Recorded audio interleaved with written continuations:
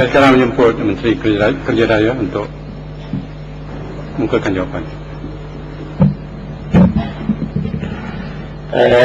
Terima kasih Tuan Sri Yang Ketua.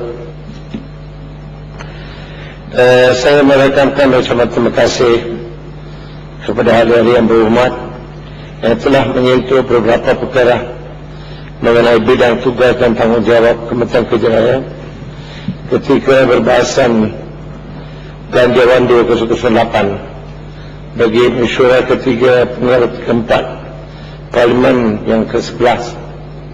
Saya akan menjawab atau memberikan penjelasan kepada perkara-perkara yang telah dibangkitkan oleh ahli-ahli yang berhormat itu.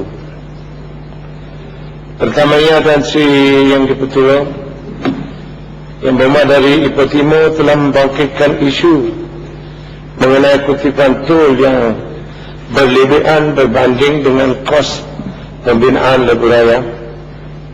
Untuk makluman ahli yang berhormat dari Ipoh Timur, kutipan tol yang dilaksanakan oleh syarikat konsesi 5 lebuh raya seperti yang telah ditetapkan di dalam perjanjian konsesi adalah bertujuan bukan saja membiayai kos pembinaan lebuh raya tersebut, tetapi juga bagi tujuan membiayai kos penyelenggaraan operasi, kos kewangan dan sebagainya. Di samping itu, sekiranya kutipan tol tidak mencukupi untuk menampung keperluan perbelanjaan tersebut, syarikat swasta tidak akan mendapat pembiayaan dari mana-mana institusi kewangan. Cadangan yang berhormat Ipoh Timur supaya kerajaan mencadangkan perundingan semula dengan syarikat konsesi memang telah dilaksanakan oleh kementerian saya sehingga kini, dan Kementerian Kerja Raya telah mengadakan rundingan semula dengan syarikat-syarikat konsesi yang diantara adalah projek lebuh raya Utara Selatan Plus, yang kedua lebuh raya Damansara Puchong LDP, yang ketiga lebuh raya Ceras Kajang, yang keempat lebuh raya Kulim Butterworth, yang kelima lebuh raya Utara Selatan Hubungan Tengah Elite. Daripada rundingan tersebut, kerajaan telah mengkaji semula kadar dan struktur kenaikan tol. Cadangan yang berhormat agar kenaikan kadar tol ditentukan dengan menggunakan formula terbuka, mengambil kira kos global dan keberkesanan operasi syarikat, telah pun diambil kira pada faktor inflasi dan indeks harga pengguna turut diambil kira. Ahli yang berhormat dari Kinabatangan penjelasan mengenai yang pertama mengenai perundingan semula yang sedang dijalankan untuk lebuh raya Utara Selatan oleh kerana mengikut kontrak tol akan dinaikkan pada 1 hari bulan Januari 2008. Apa kedudukannya? Yang pertama. Kedua, sungguhnya kerajaan adalah mengadakan rundingan semula dengan konsesioner lebuh raya. Setiap kali kenaikan tol akan dilaksanakan. Tetapi nampaknya ini tidak begitu tulen. Kenapa tidak ada satu renegotiation yang memuaskan supaya tak perlu setiap 2 tahun atau 3 tahun apabila ada kenaikan tol lagi satu renegotiation yang akhirnya terikat kepada kontrak-kontrak yang asal. Akhirnya there is no big differences. Kenapa walaupun kerajaan ada mengakui bahawa concession yang diberi ialah tidak adil, berat sebelah, oleh kerana kerajaan masa dahulu tidak experience dan menjadi terperangkap dalam beberapa bahagian-bahagian yang tidak demi kepentingan pengguna-pengguna. tidak boleh melakukan satu renegotiation yang berkesan untuk menjaga kepentingan pengguna-pengguna untuk the rest of the concession.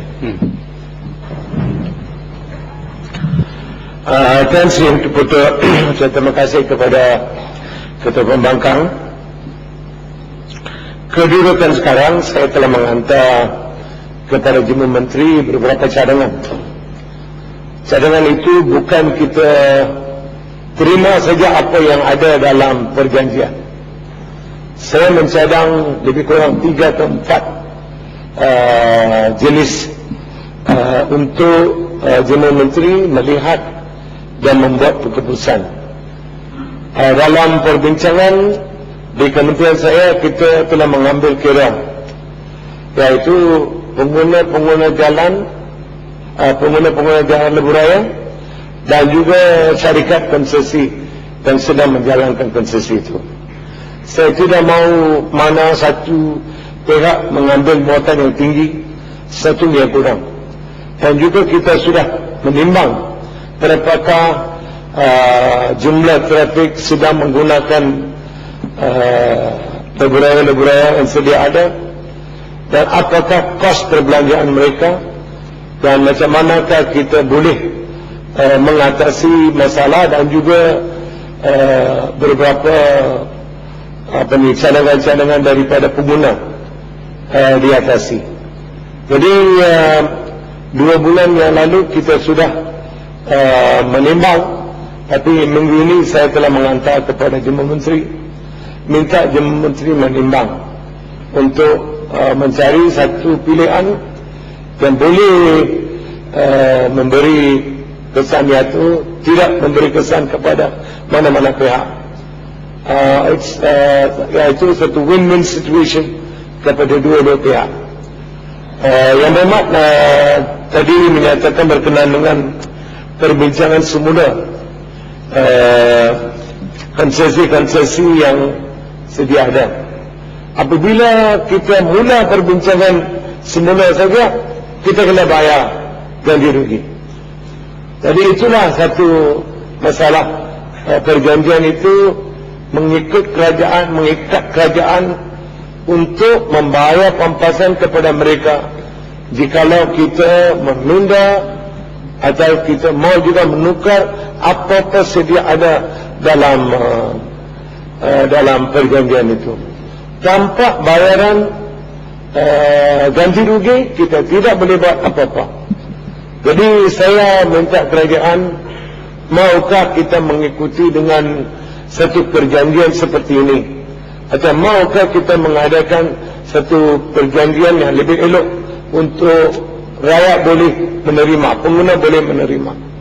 Inilah sedang dihantar kepada Jumlah Menteri. Apabila kita dapat keputusan daripada Jumlah Menteri, baru saja kita mengumumkan. Mana yang bawa perkara ini bukan sahaja melibat kerajaan, tapi penduduk pengguna rakyat Malaysia.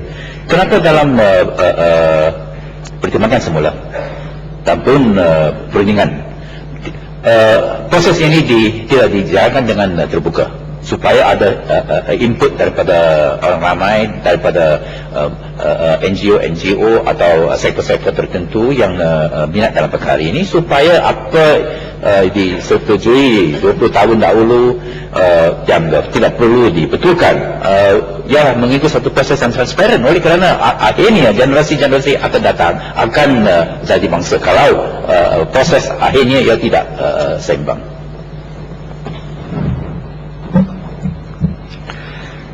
Emang Ketua Pembangkang, kalau saya buka itu kepada NGO dari 50 tahun pun tak boleh selesai.